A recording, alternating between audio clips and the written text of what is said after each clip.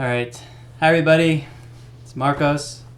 I'm coming in live from my bedroom. Just kidding. This is probably going to be pre-recorded. But anyways, I wanted to take the time to talk about the power of doing what you should. And you guys are probably thinking about, what? The power of doing what you should? I know everybody's had instances where they all know what they should be doing. However, the reality is we end up doing what we want. And this is interesting because why would we end up doing what we want when we know the thing we should be doing would have more value and impact in our lives? I believe this comes down to the way we see short and long-term rewards. Let me give you guys an example. A little while ago, I was giving a presentation on the simplicities on how anybody could achieve millionaire status. Anybody could be a millionaire.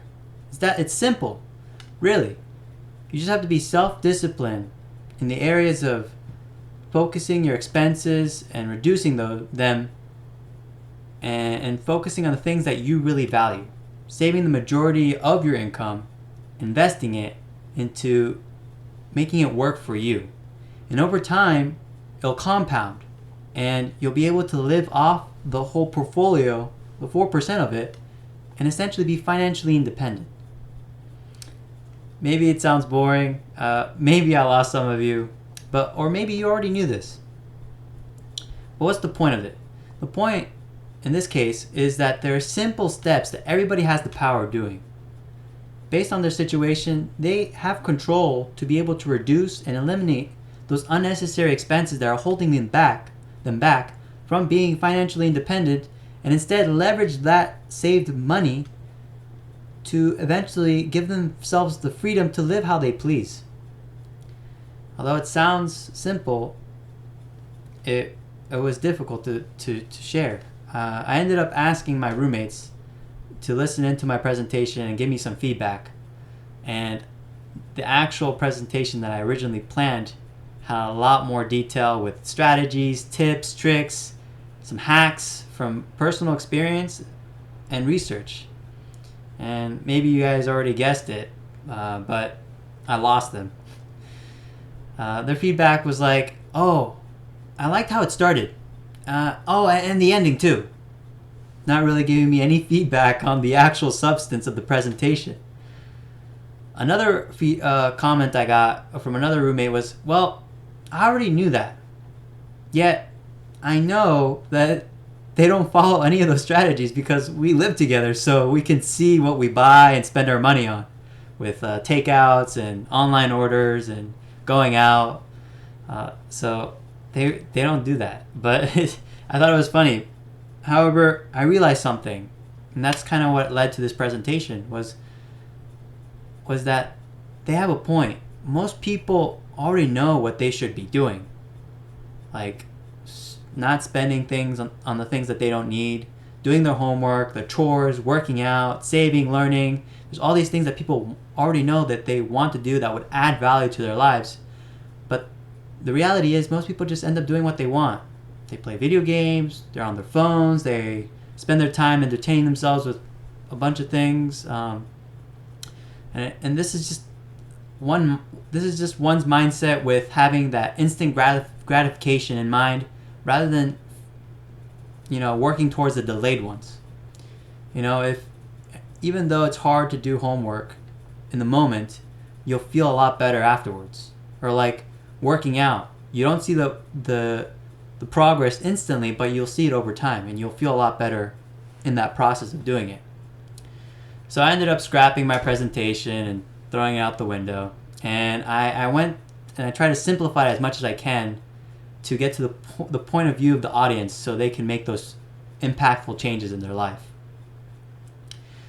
So I went from a point of not knowing those long-term benefits of that instant gratification, and I went from doing like a Starbucks example. So most people end up spending some money every single day on a daily expense like coffee.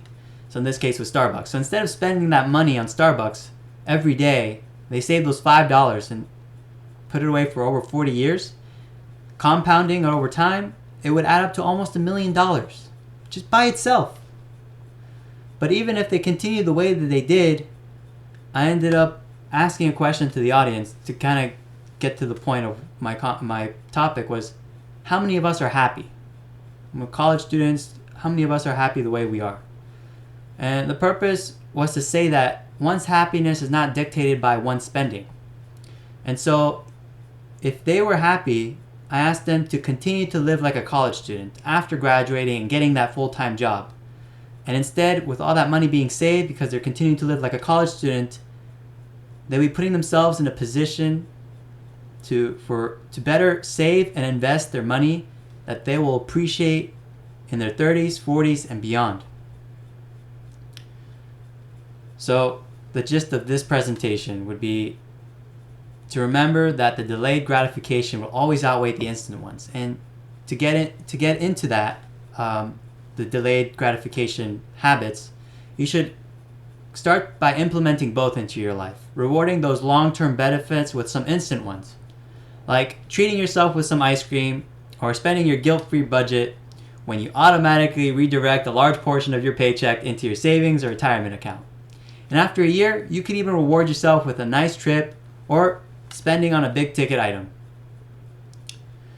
All I want you guys to do to kind of get yourself thinking about this is to do an internal Q&A. Ask the question and take action. To do this, I want you to picture the worst case scenario with instant gratification action and a delayed gratification action. How will it make you feel? Hopefully, you'll realize that the instant one is only creating a temporary boost of happiness and pleasure, whereas the delayed one will improve the quality of your life endlessly. I want you all to take away that you should want to do the things you should be doing. It should make sense, and you should feel great doing it. This is a quote that my parents would tell me. It rings in my mind. I think it's what drives me forward in trying to do the things that I should be doing. Albeit it's a translation from Spanish into English, and it goes something like, it does not cost you anything to just try and do the right thing. It does not cost you anything to just try and do the right thing. So just try. You know what you have to do. Don't worry if you break. Just keep trying. And soon, you'll thank yourself for the actions that you took today to help shape the life you'll live forever. Thank you.